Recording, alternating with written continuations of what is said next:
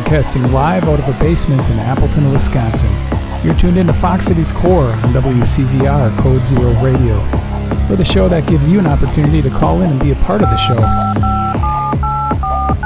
Our call-in line is 920-358-0795. Core. DevilsTeeth is a high-energy band from Milwaukee, Wisconsin. They're known for their unique blend of garage rock and surf influences. They've recently released their third full-length album titled The Key of Dickie G. I'd like to welcome DevilsTeeth to Fox Cities Core on Code Zero Radio. How are you guys doing today? Good. Great. Doing well. Thank you. You guys have a show coming up tonight. We do. You've got to be excited about that. Yeah. We're playing at MIssfits in town here in Appleton with Zebra Mussel and Dusk, and it's the kickoff show for Dusk. They're going on tour, I think, tomorrow, and we've wanted to play with Zebra Mussel for a while. I think they actually mentioned us on this show, and so yeah, we're doing it. We came up to do it. Well, and you've been friends with Amos for quite a while. I've known him since I was 17, I think. So yeah. We're going to talk about your fish fries a little later, and I'm sure Amos will come up again. But yeah. Congratulations on the new release. That's quite a feat. Of course, as I get older, every album is just a kind of a blessing to put out. Right. Yeah. Yeah. Thank you. Yeah, we're excited. We didn't think we'd get to 3, and super pumped about it. Yeah, it's a fun album, and hope we can do more. So tell me a little bit about how you got ready to well, first of all, let's not even go there. Let's go all the way back. How did this band start? How did DevilsTeeth start? That was back in 2016. April 2016. I used to work with a guy named Eric Arsenault, and we were friends, and we had music interests, and so we wanted to hang out and get together and see what we can do.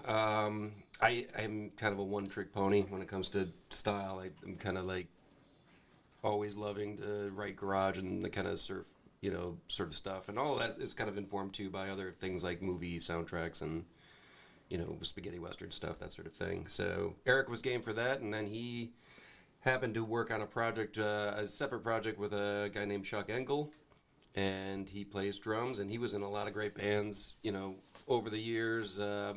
One in particular I was a big fan of. It was called Wolfbite. So when Chuck was interested, I was like, cool, we got the guy from Wolfbite. This is the best. So as soon as we started, it felt right, felt good, and then you're off and running. And as far as when the band started, it's changed a little bit in personnel over the year. Caleb, you weren't originally with the band. When did you hop on board? Started jamming with them in probably September or October of 17 and played my first show in January of 18. So 6 or 7 years now, but not right there at the beginning. When did DevilsTeeth first get on your radar? Probably when they reached out to me. I wasn't at any of the shows. You weren't a huge fan already? I was not a huge fan. It was John had been reading my fish fry column, and I had a note at the end there saying I was trying to get into a rock and roll band. And then Eric reached out to me, so it was kind of an ad I had up there, and it worked. So we should have did this from the beginning. Let's start with John. Go down your name and what you do in the band. I'm John Hanusa. I play guitar and do vocals. I'm Caleb Westfall, and I play saxophone. I'm Jeff Brueggemann, and I play bass. Excellent. Thank you for that. I think the style of DevilsTeeth is unique, especially bands in the area. I have not personally heard a lot of bands that have your sound of the spaghetti western, surf, punk, all that mixed into that one genre. As far as being in that kind of band in the Milwaukee area, are there other bands that you mentioned Wolfbite that have that particular sound? Wolfbite, I don't know that I call them garagey, maybe a little bit. They had more of that kind of throwback 70s rock vibe to them, but Milwaukee's had some great. I don't know that anybody else sounds like us, and it puts the mix together. But there's some really great garage bands that have come out. Mistreaters are one of my favorite bands that have come out from that area. Bleed is another great band that was around. Of course, you've got the Exotics on the surf instrumental side. Yeah, I'm blanking now, but there's Yeah. there's gonna be quite a bit more. So it's always had a good rock and roll scene, but we obviously want to try and stand out in a way where we're not doing something, or we're doing something that's a little different than what other people are doing. So. Well, and what did Caleb offer when he joined the band that obviously added something to your sound? Where did that take the band after his addition? Well, I just like the element of that extra thing there that kind of helps our sound stand out. And then the other thing was immediately is he's kind of a maniac on stage, so he upped our stage act quite a bit as soon as he hopped on. But I've always liked kind of. I had a band in high school called Picture Show, and we had a sax player, and I always kind of liked that element. So. And I think we both were fans of the Sonics. That was a mutual band that we liked, and they have a sax player, a garage band from the 60s. So When you guys do it, your live show is very high energy, lots of moving around, and you get people moving. How exhausting is it to play a show? More and more exhausting as the older we get. But that's if we're going to go out and promote a show and say, hey, come on out and see us. Well, we're asking you to, take some of your time to check us out. So we want to make it fun and entertaining. That's kind of the unspoken contract, That's why we kind of like doing the band uniform thing. Just kind of shows like we're here to entertain you. And then we go back and we write our own music for ourselves and that, whatever we want to do. But when you do the show, it's definitely kind of more focused on the audience. I like the band uniform, and the first time I saw you was at Misfits, where you're going to be tonight, and you were John wearing an eye patch, which I was wondering how can you play and wear an eye patch? If you walk around with one eye covered, it does change your perspective. It does. And that was actually I was using that practically at the time because I had a cataract in one eye at some point, and I remember playing these kind of dark kind of bar or club shows and just really struggling to every time I glanced down to check where I am, just struggling to see what was going on. My vision was bad, and I thought to myself, well, this eye's so bad and it's screwing things up. Well, I wonder if I cover it up, it'll my other eye will just kind of compensate, and sure enough, it did. And so I started wearing an eye patch, and it just kind of fit the look and feel too. So people were like, "Oh, cool, he's wearing an eye patch." But I actually needed it, and it looked cool. And then I got surgery on the cataract, and I was for a while, I actually kept wearing it for a little bit, just because then it was a look. But then, because it sucks, having half your vision, then I was like, let's lose the eye patch and try something else, try a different look. I thought it looked cool. I like those, what do you call them, sailor hats? I'm not exactly sure what those are called. That was another, and I don't know if we consciously wanted to do any sort of nautical themed sort of thing. We like to change our, evolve our outfits, every other album cycle or something like that, and do something different. But I don't know, that hat just kind of stuck with it for the run, so now I just keep wearing it. It's just a mangled, sailor hat. When you were starting the band and playing your first shows, was it hard to find places to play at first? Not at all. Not in Milwaukee. Were you in bands previous to DevilsTeeth? I had, not necessarily in the Milwaukee. I was I grew up in Oshkosh, so I had a band for a while called the Suspirios in the 2000s, and in a couple bands in high school before that. But so DevilsTeeth is kind of my first Milwaukee-based band, but it's got such a thriving scene that it doesn't take much to it doesn't take a lot of effort to get out there and meet some people and some other bands and put a bill together and find a show. At least back then, So yeah, no, it's been pretty solid right off the bat. I mean, DevilsTeeth, we played our first show with Jeff and his old band Work, and then right after that we played with the Blind Shake out of Minneapolis as our second show. Our third show was with Local H at Shake Hall. We kind of played some pretty high profile shows right off the bat, which was pretty cool. Well, let me cut in and ask how the local 8 show went. That was, from what I remember, I think it was great. They asked us to come back the next year, so we played with them twice, 2 years in a row. So, but yeah, I mean, Eric was the big local age fan. I was not actually particularly familiar with them. They're good. I liked them. Sorry, guys. I just wasn't familiar. You know, like I saw they had a huge regional following for sure. Like there's a lot of like, big local H fans out there.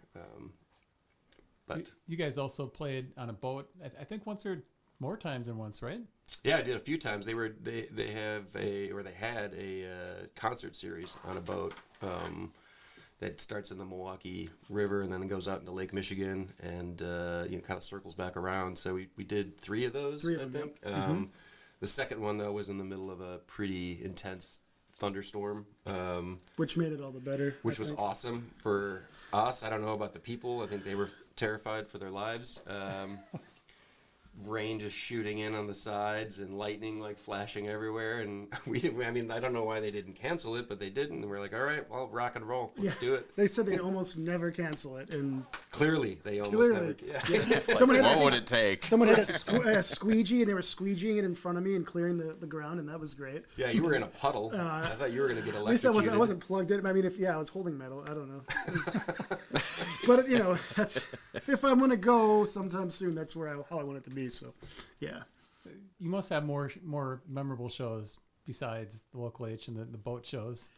Yeah, well, that one boat show is certainly up there. The local H one is good. We played Shank Hall a few times. What do you think of the sound there? I've heard, I haven't been there in a long time, but I hear lots of bad things about the sound.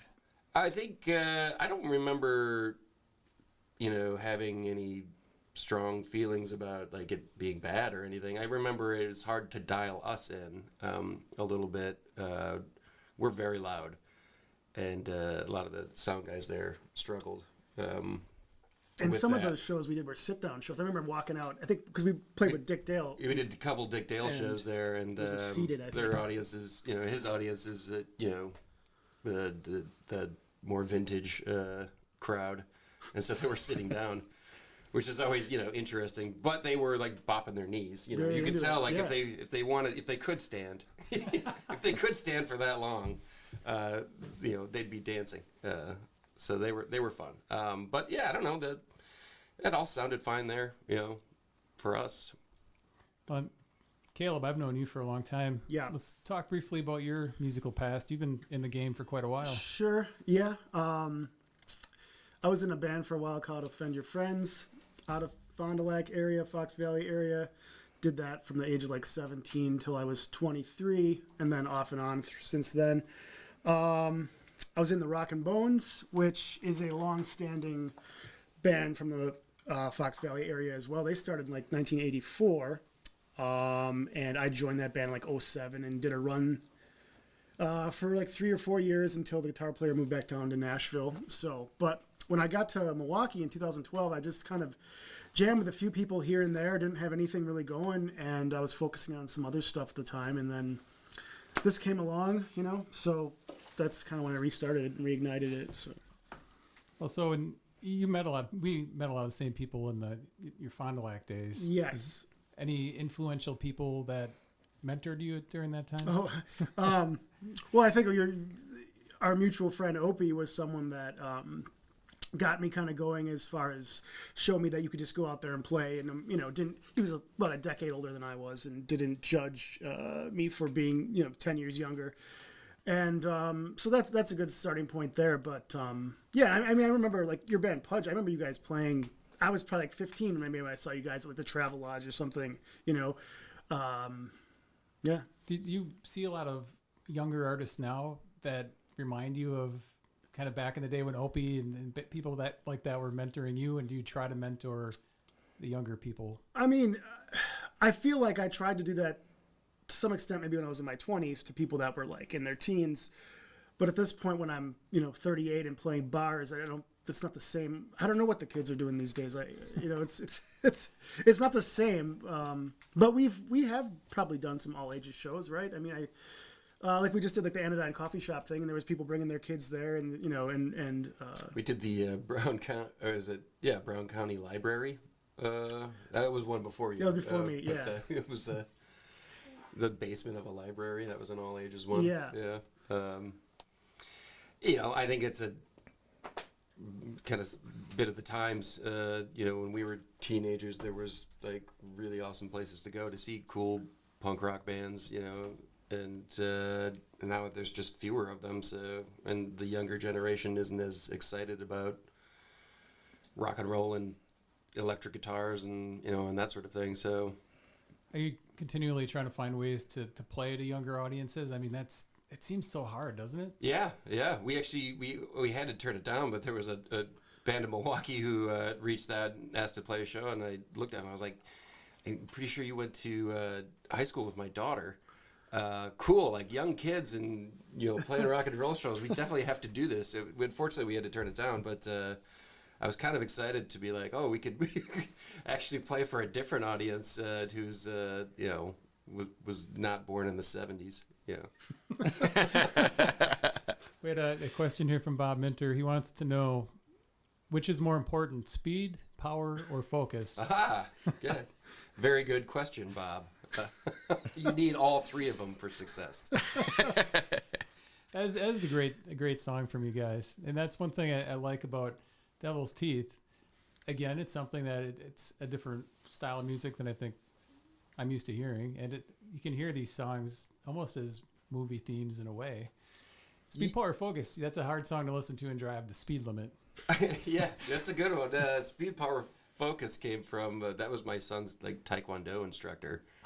Who that's what he would preach, and then I'd drop him off, and I'd like watch these like Taekwondo, things, and be speed, power, focus. And I just thought it was not wrong. Right. I thought it was funny, but I think one thing we do when we're writing our music is try and, at least internally, it doesn't need to be necessarily shared to the audience, but we like to make little narratives or scenes or something like that kind of help guide where the music is going. Like we've got a new one now that's about a tiny scientist in a little spaceship who's floating around in a human being, and nobody's really ever going to know that unless you're watching this. But but that helped us kind of like navigate. Like, all right, here's here's what happens when this happens. Like here's the part of the story. Here's the action. Here's the narrative.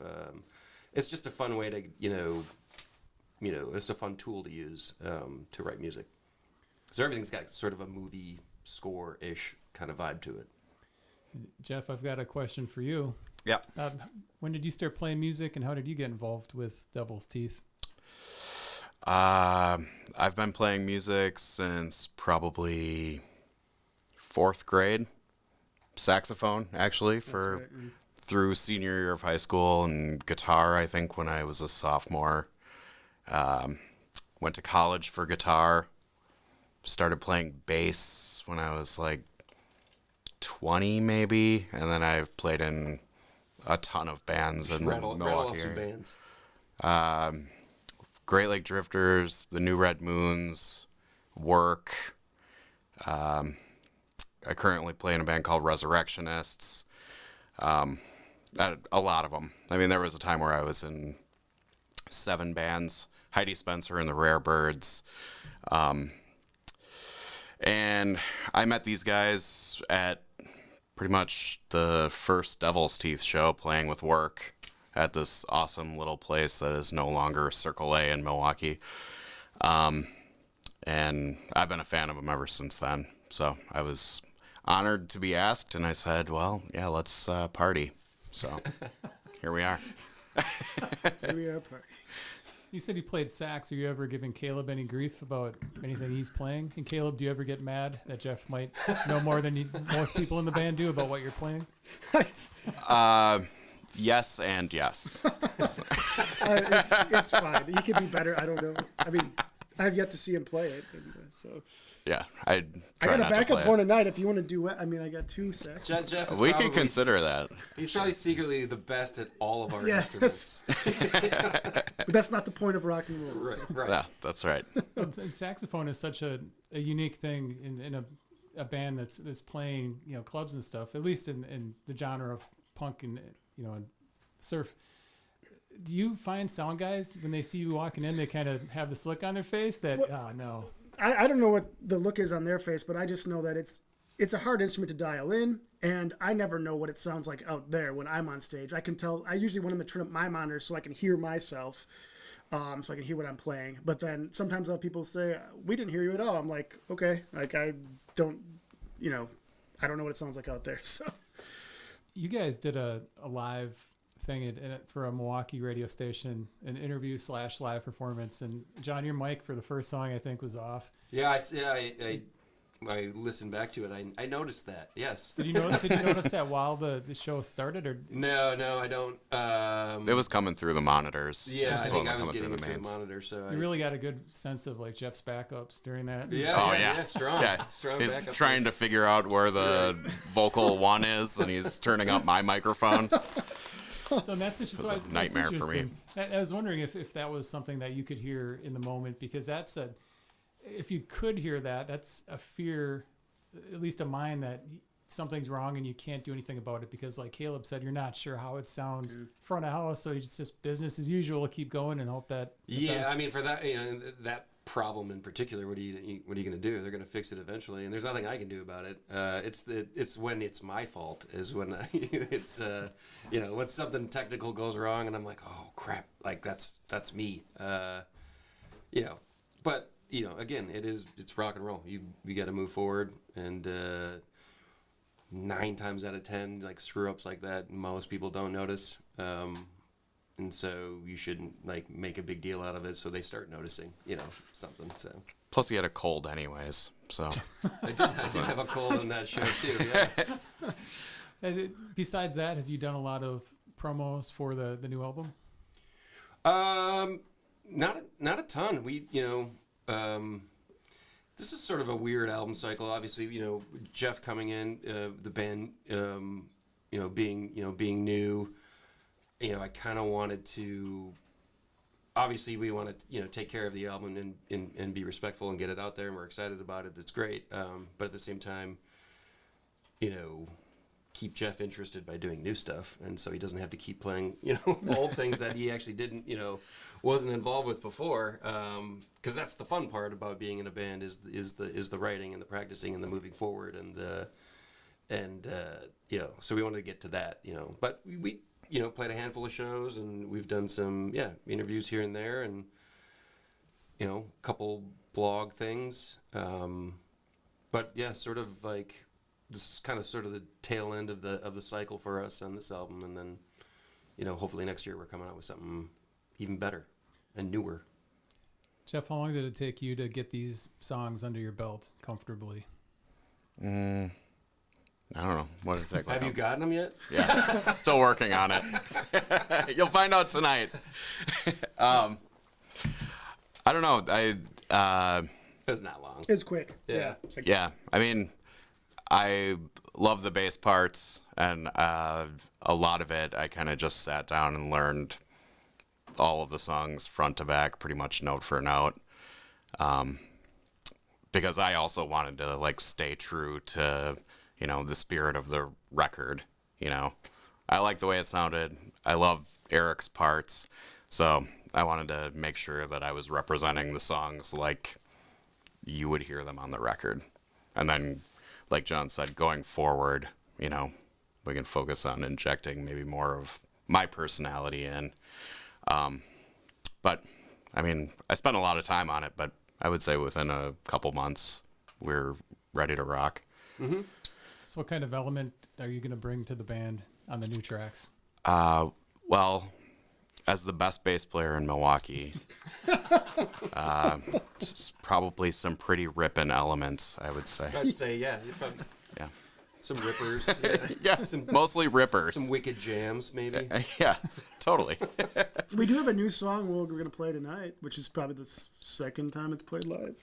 Yeah. So we got a new. It's epic. Yeah. It's an epic. Yep. It is. It's like 6 And we're not going to tell long, anybody what's going on with the narrative. you already said it. I know. I remember. I gave a hint. There's all sorts of elements that go. Are there other people in the scene down in Milwaukee or other places you've played that have been just above and beyond supportive of Devil's Teeth? Yeah. I feel like we've gotten a lot of positive support from the scene in general, for the most part. Whether it's other bands that we're playing with, and we just get along with them, and it's a good scene. It's everybody wants to have that, like in there. I guess it's tough to describe, but the venues support us. The MSE, the radio station down there, they've given us a lot of love, and that's pretty great. No complaints from us. We've really enjoyed being in that area. We also love getting out of the area and finding new audiences. Getting up here, I've been wanting to play Oshkosh again, and we love getting up to Green Bay. We've been able to do Minneapolis a couple times, and that's been, it's like kind of everywhere we go. As long as we're rocking as hard as we can, everybody's into it. So cool. We haven't got kicked out of anything yet.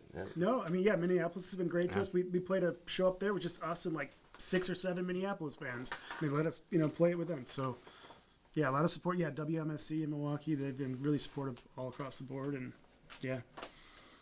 So your latest album, let's transition to that, The Key of Dickie G. That you did a kind of a non-conventional recording for this. Can you tell me a little bit about, well, before we get there, tell me about writing that album and then what led up to where you guys recorded? That album, a lot of those songs on there, we've been playing for a long time. We came out with our second album in 2021. Early 2021, yeah. And we had already like a bunch of songs ready to go to record for our next one right away, but it was in the middle of the pandemic, so tough to get together. And then when we did get back together, it was we actually went into playing a bunch of shows, and then ended up writing a whole bunch more music. So by the time we get to early 2022, we've got like 20 songs that are on our list that we need to get off, because we've been playing some of these songs for since 2018, and we just need to get them released so we can move on to the next thing. And so we had a lot of different discussions. Eric recorded our first 2 albums, and that was a lot of fun. He did a really good job. We were just kind of thinking, well, what could we do that would be different? Something fun. Since we have so many songs to get through, let's turn it into a thing. And Chuck is the one who brought up maybe using Jim Diamond out of Detroit, who, if anybody out there is familiar with him, is complete legend in the garage rock, garage punk revival of the 90s into the 2000s. You're not going to go far in my record collection and, not find something, or find something from Jim Diamond, that's in there. He did, the Dirt Bombs, or he was in the Dirt Bombs. He did the Sonics one when they came back. He did the first couple of White Stripes. Just a whole bunch of stuff. Bantam Rooster. A lot of bands that I've listened to, and I was like, oh, that would be great. And it turns out he's pretty accessible. He's got some Milwaukee ties as well. So talked to a couple people, and they put us in contact. And he was like, "Sure, when?" And had a quick meeting over Zoom, and we just kind of talked about what who we are and what kind of music we're doing. And he's like, "Okay, got it." So this summer of 2022, we all kind of caravanned over to Detroit with all our gear, and we holed up in an old transmission shop just outside of Detroit in River Rouge, Michigan. And he set us up all in the same room. He had his little station down in the basement, where he sat, and then spent 3 days there tracking pretty much everything live, except for vocals. We'd go back and do those at the end of the day. It was awesome. Yeah, we'd spend the day, show up, get to work, have a little brown bag lunch, with a sandwich, get back to work, and then leave and get some dinner, and then go sit on the porch and drink some beers, and then come back and do it again. It was awesome. He was very workmanlike. He wasn't like, oh, let's experiment and try this. It was like, oh, let's do this and get it done. Is it good? All right, cool. Moving on. Yeah. Did Jim talk a lot about any of the past bands? Did he give you any stories from any of his past projects? I think he did. We would, we'd sprinkle in some questions like, oh, yes, this album. Tell us about that, that sort of thing. I don't have anything like off the top of my head, like any juicy, like cool things. Did the novelty wear off towards the end of the recording of the excitement of recording with Jim Diamond? I don't know that we were freaked out going into it. We were just really excited to just be doing it together, especially in one room. We were kind of most excited about that. Yeah, doing it in one room was pretty cool. I've never recorded a saxophone besides being like in some booth by myself. So to be able to do that live with the whole band and have that feel, that was really new and special for me. So yeah. So how besides recording together, what other differences did Jim have versus how Eric recorded the previous albums?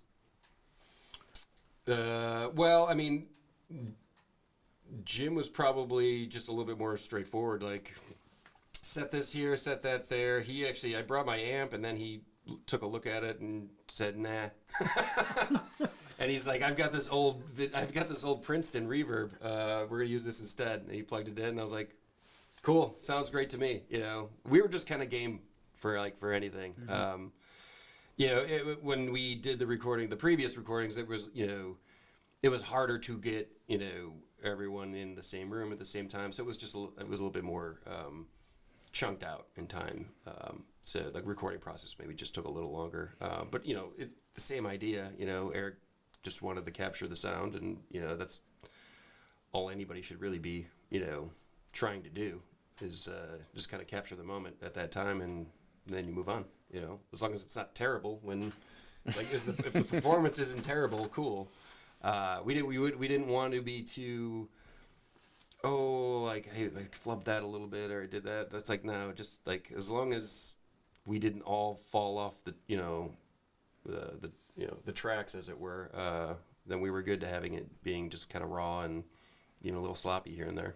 Did it help bring the energy level up, being face to face with each other while you're recording? For sure. Yeah, I think we were just having a lot of fun, like doing it, and like to do that in the same room, that helps. And just that type of room too, like this old transmission shop, the smell was still in there, which was not the best for breathing when you're playing saxophone. But there was something about that grittiness, and thinking about Detroit too. And I'm a huge Stooges fan, and a huge MC5 fan, and we drove out to where the Grande Ballroom was, and we saw that like mecca of so that was a really cool moment too, and just kind of all that together, yeah. So is that the regular studio that he works out of? I don't know. It seemed kind of makeshift. I don't know how often he does stuff. I think that was the first recording he did there. He used to have a place more closer to downtown Detroit. I think it was called Ghetto Blaster. Ghetto Blasters, yeah. That's where a lot of those classic garage punk recordings were done. So I think he's a little bit he'll travel around. Or just use different spaces depending on, who the band is, that sort of thing. One thing I like about DevilsTeeth is the artwork for your albums. Who does the artwork for those albums? That's Eric as well. Yeah, he was always kind of the art director of the band, and so yeah, he does a great job with that. What exactly is on the cover of the Key of Dickie G? I see some smoke in there. That was, I think that I gave him the description of it was like some sort of faceless woman, and then there's like a cloud of smoke in front of her, but within the smoke there's like a little hint of a skull or something along those. Kind of noirish. And, yeah, sort of, I think the back has like the plants, and it's almost like the Venetian blinds you'd see in like a noir film or something. Yeah. The album covers all go well together. Like I have this one from when you guys played Misfits a while back. Hey, he's got a scary skull on there, and this is the white vinyl, which I've really been enjoying. But how strong are your feelings on artwork? Did you have to prove everything? I think it was starting with that one. I kind of hinted at the direction. I was like, I'd like all of the album covers to kind of fit together, like there's some sort of like movie collection. So they all have that kind of outer border and some cool design in there, and then there's a some sort of color palette that we pick. It I'd like to see if you put them together, they look like they fit together, like thematically in some way or stylistically, I guess. So that was always kind of my request, is to kind of put it in the same put it in the same box, as it were. I think it makes it more collectible that way, because then if you've got two, then you got to get the third one Until you have the whole Time Life series. Right, exactly. What it reminded me of is the old back in the day. I don't know if it was like Pizza Hut or McDonald's had this collection of Gremlins records. And they were like these little 7-inch records you would get, and they all had like these like unique. They all had kind of the same format but different color, and like sort of different image, but they all fit together. And for some reason, that's what I think of when I say like how we should do our artwork for our records. Is the old Gremlins 7 inches. Well, this is the third album you released on vinyl, correct? Yes. Yeah. Do you feel vinyl is important as far as even selling merchandise at shows? Or I know there's a couple that I don't know if you did this one on CD. We haven't yet. We've talked about it, but vinyl's out, and we should. Yeah, we should do that. Let's make a note. Good idea. I mean, where do you guys all land on CDs? Do you think they're a dying form? Do you think they're coming back? I know you've done cassettes too, haven't you? Yeah, we have done cassettes. That one, I'm like, really?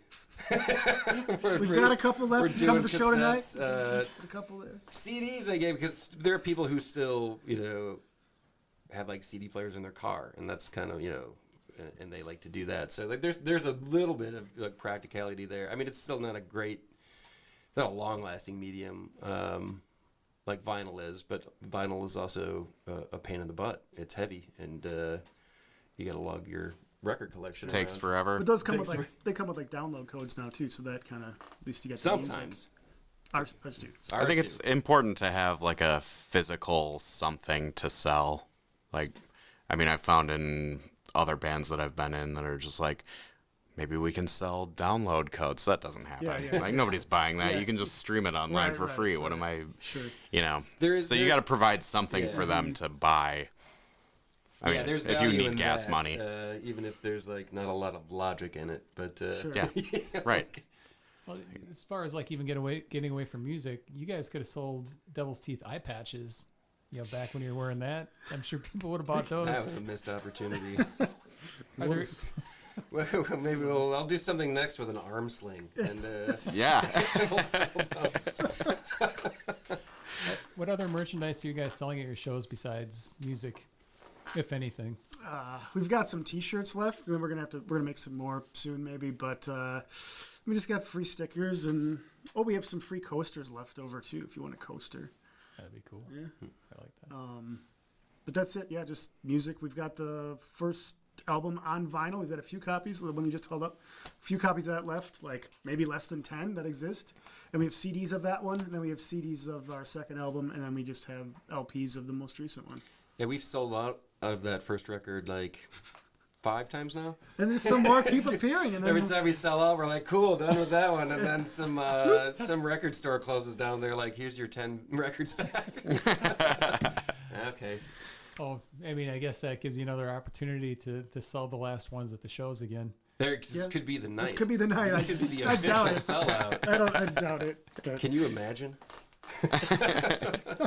So I know Dickie G's a real person. Can you tell me why you decided to name the album after Dickie G, and what's Dickie's thoughts on being honored in such a way? Well, Dickie loves it. I actually was just talking to him last night. But he's honored, as it were, to be remembered in a rock and roll record. I met him years ago. We worked together. We were salesmen together. In short, we were salesmen. And so we just talked a lot, and he would just tell me these wild stories from back in the day. I mean, he's quite a bit older than me. He's got to be over 80 now. So he, his heyday started back in the 60s. And so he's got all of these stories from a variety of different jobs he had, places he lived, people he's met. He's just kind of lived a very adventurous, kind of in his own way, a very punk rock life, because he's his own dude and he does not care. So as he would tell me these stories over the years, I just kind of remember them, and because they were just really cool, sexy, adventurous, a little dangerous, that just kind of vibe that really like is fun to kind of remember. And as I was writing songs over the years, I would just pick things out, like, Dickie would talk about how he'd be in the middle of a restaurant and he was bored, and so he'd gator down right there in the middle of this fancy restaurant, with a bunch of people looking at him like he was crazy. And so I was writing a song. I was like, "Oh, drop down gator, cool!" Like that's where that is.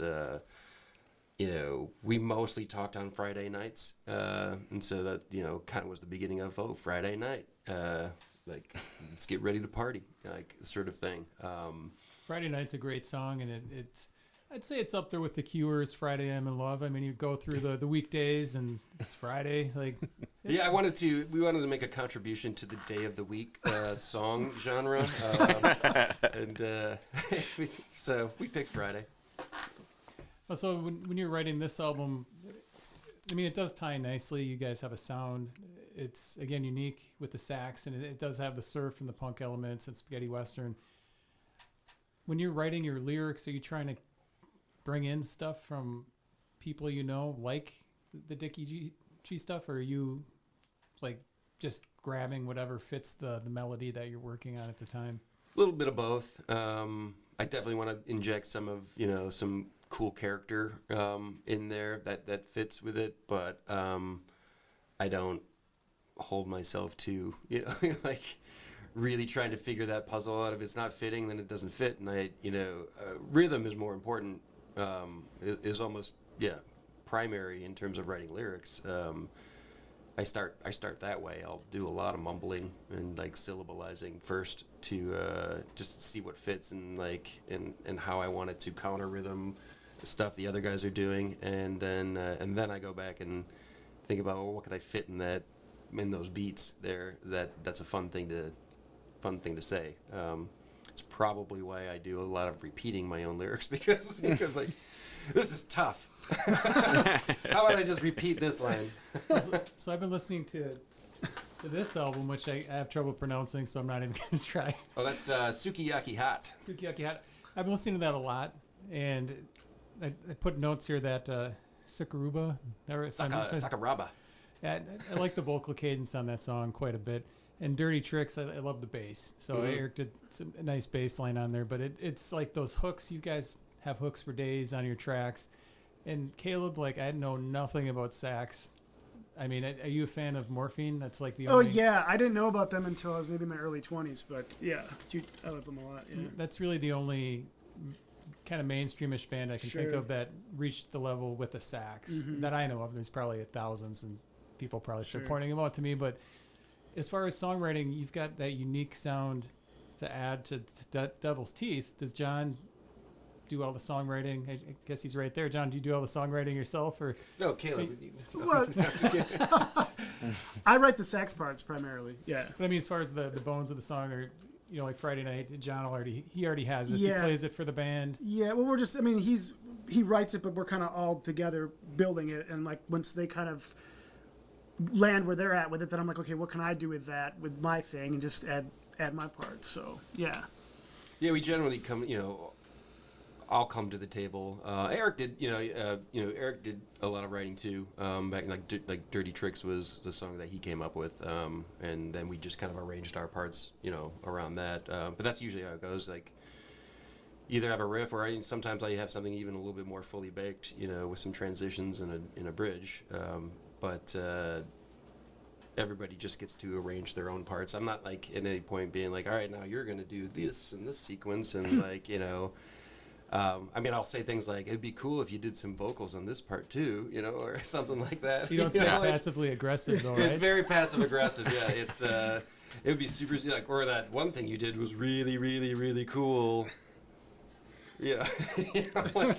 I just struggled trying not to disappoint John. That's what band practice is mostly about. Right.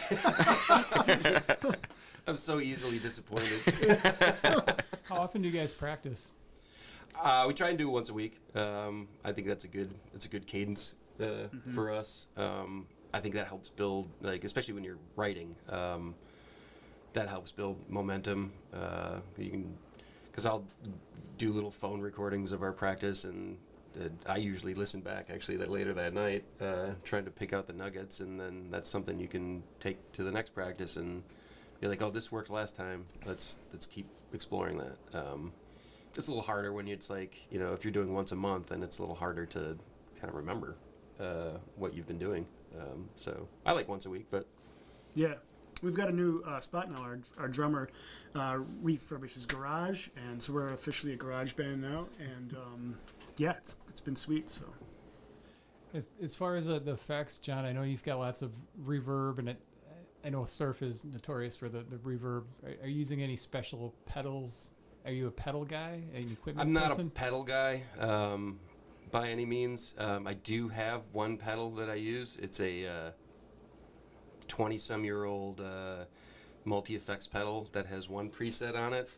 It's called Surfin', and that's what I've been using for the last 20-some years. That's it. I do push the reverb a little bit. I have a Fender Twin that I play out of. I'll put a little bit of that spring reverb on there. But otherwise, like I said, I'm a one-trick pony. I've been doing the same thing, just trying to play different, to make different sounds. Every once in a while, I'll get really experimental and use the neck pickup.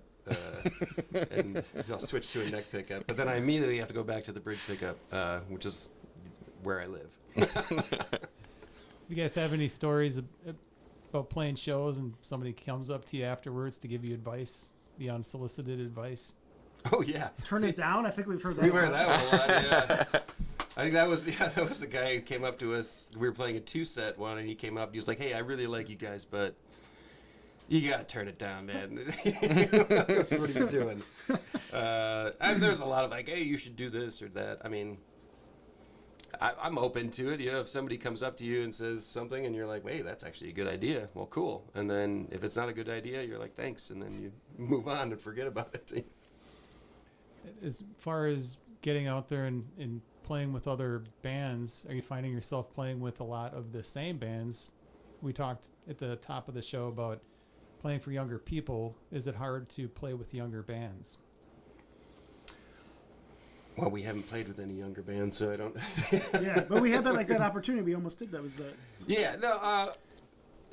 There is a balance of like, we'll play with some of the same bands because they're your friends and you just like doing that. So there's a handful of bands we've played, definitely a bunch of shows with. But then it is always good to branch out and like find new people, like, different genres of music. There's not a lot of bands that sound like us, so it's, we like to get as much variety out of our shows as we can. So we've done, everywhere from like heavy death metal, like sort of stuff to, hip hop shows to, whatever. I think the music is the music. People like to move and dance, no matter what the genre is. So if we can help with that, cool. As far as discovering new bands, are you looking in a specific spot to find new bands? Or are you New stuck bands in in your ways? Milwaukee?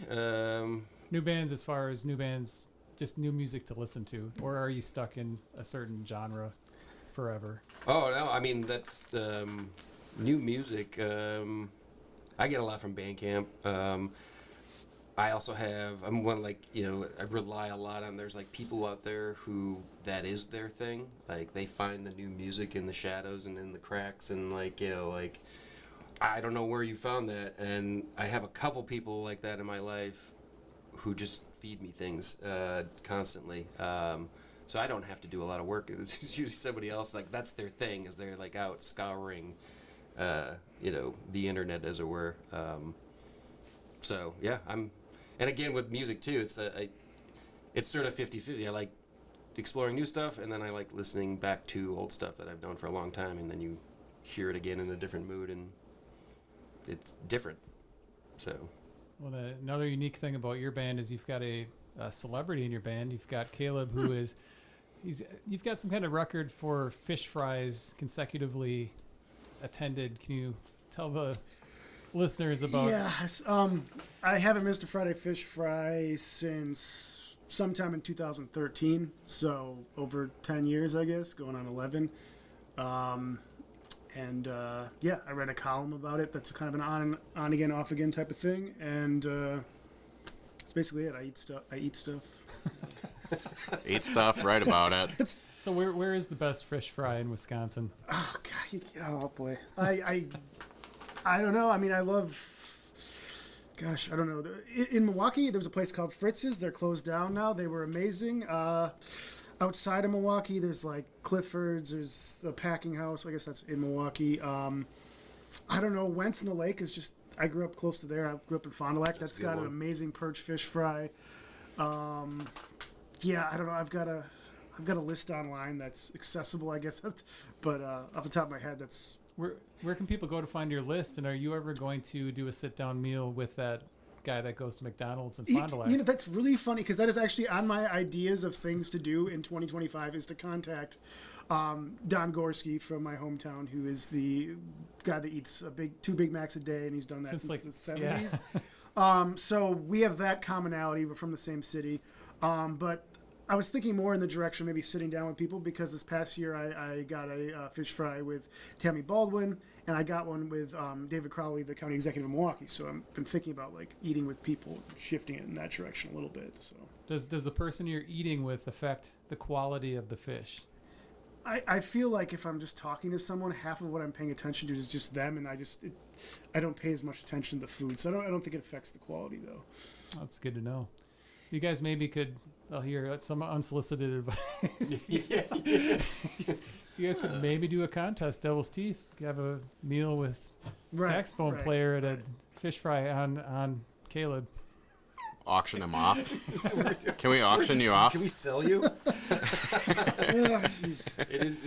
Caleb was very diligent about his Friday fish fry. Like we have a show on a Friday. It's like, all right, where is it? Where's the map? Like, when is sound check? When do we? Okay, what are our obligations? All right, now like okay, we can walk here. That's an option. Here's an option. And then like, oh, you know what? We're running out of time. I'm just going to Culver's again. Yeah, that's pretty much how it goes. We were in Minneapolis, and I was like, okay, our Airbnb's here. Oh, 3 blocks away. I can walk there before sound check. And then what ended up happening is I had the fish fry. We went to sound check, and then we went to like a Juicy Lucy burger bar, and I think I had a burger too because I was like, well, it's 7 o'clock. Then we had to go back and play the show. So. Well, that's impressive. Again, I mean, that's where can people go to find out your adventures? Milwaukee Record, MilwaukeeRecord.com. The name of the column is Enjoy Every Fish Fry. And actually just put out a book proposal, so hopefully maybe I can get a book too, but we'll see. Can I get the movie rights? Sure. All right. So what's up I'm next? watching that. What's up next for DevilsTeeth? After this, I think we kind of go into a bit of a winter hibernation, as it were. Our drummer Chuck is actually he was working for the Democratic Party of Wisconsin, so I think he's exhausted right now. He needs a break. We're getting into the holiday season, so I think we have a bunch of new material that we've been writing and want to get through. So it would be awesome, I think, for us to work on that and get that in a place where we could be recording sometime next year and doing this all over again. You guys have your website is on Bandcamp, devilsteeth.bandcamp.com. Do you have a website besides that? I think there's some sort of There's some sort of link that has all the links. it's one of those links. Yeah. A link cloud, I don't know. But Facebook, I think we're most active on there. Yeah, Otherwise, probably. Yeah. And we do have an Instagram. But yeah, Facebook, Bandcamp. I think we have a TikTok account as well. But Wow. That's Chuck. that's yeah. TikTok, that's something I don't want to do. Do you guys find the social media stuff to be just exhausting? In terms of like consuming it, or both consuming and trying to keep up. trying to with it. keep up in terms of like reaching out to people, because like, you know, there's, depending on your age bracket, depends on which social media platform you're really focused on. So you know, it's hard to sort of keep up with that. I don't know. I'll TikTok for a while, you know, here and there. I see some crazy videos. 10 hours later, what happened to my life? I've been sitting on the toilet for 3 hours. My legs are numb. I want to thank you guys again for doing this. Please come by again when you get the next release. So congratulations at the tail end of the promotion for the Key of Dickie G. Thank you. Yeah, Thank you thanks. for doing Thank this you. as well. This is, you know, this is super cool that, you know, musicians in this state have an opportunity to, you know, get their faces out there and get heard. So thank you. John, can you give us a speed, power, focus to close out the show? Speed, power, focus.